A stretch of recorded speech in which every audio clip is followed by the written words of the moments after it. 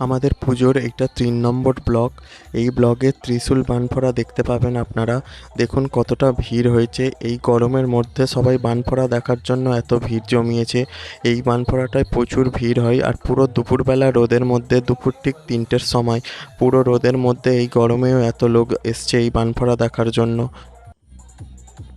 একদিকে চলছে ছুঁচ-সুতোর বানফোড়া। এই ছুঁচ-সুতোর বানফোড়া কীভাবে হয় আমার চ্যানেলে আগে থেকেই একটা ভিডিও করা আছে, সেখানে দেখতে পাবেন ছুঁচ কীভাবে শরীরের মধ্যে দিয়ে গাঁথা হয়। এবং এই লোকটি ছুঁচ বানফোড়া আর ত্রিশূল বানফোড়া দুটো একই সাথে করছিল।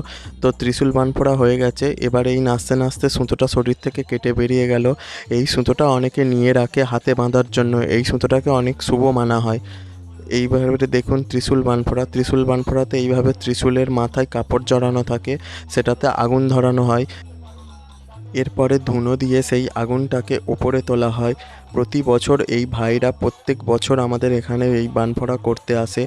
এরা বেশিরভাগই আমাদের গ্রামের ছেলেরা, এবং বাইরেরও অনেকে আছে, তারাও আসে প্রতি বছর এইটা করার জন্য। আপনারা পুরো ভিডিওটা দেখুন, কত লোক একসাথে এই বানফোড়াটা করছে দেখতে পাবেন। এবং তাদের গরমের জন্য পিছন থেকে অনেকে বাতাস করছে, যাতে এই গরমটা তাদের একটু কম লাগে। এই বছর সবচেয়ে বেশি গরম পড়েছিল, কোথাও কোনো বৃষ্টি হচ্ছিল না। আপনারা সবাই জানেন 43 ডিগ্রি 44 ডিগ্রি চলছিল গরম। তো এই গরমের মধ্যেও, রোদের মধ্যে আমাদের এই পুজো চলছিল।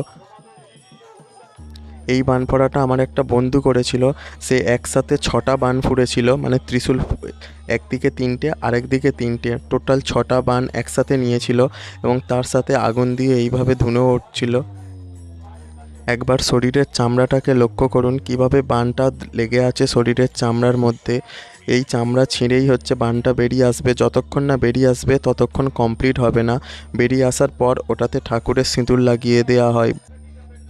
শরীরের মধ্যে এই বানগুলোকে ফোটানোর পরে এরা গোল গোল হয়ে এইভাবে ঘুরতে থাকে আর নাচতে থাকে। এই নাচার সঙ্গে এই বানগুলো চামড়া থেকে তবে ছিঁড়ে বেরিয়ে আসবে। আর এর সঙ্গে বক্সে গান বাজতে থাকে, এই গানের সঙ্গে সঙ্গে এরা নাচতে থাকে। তো এখানে আমার কপিরাইটের প্রবলেম হবে বলে গানটাকে আমি মিউট করে রেখেছি। এখানে অনেকে একসাথে 2টো, একসাথে 3টে এইরকমভাবে বান ফুরিয়েছে। এইভাবে ধুনো দিয়ে বানের আগুনটাকে উপরে তোলা হয়। আপনারা যারা ছুঁচ-সুতোর বানফোড়া দেখেননি, তারা আগের ব্লগে দেখে নেবেন, সেখানে ছুঁচ-সুতোর বানফোড়া পুরোটাই দেখানো আছে।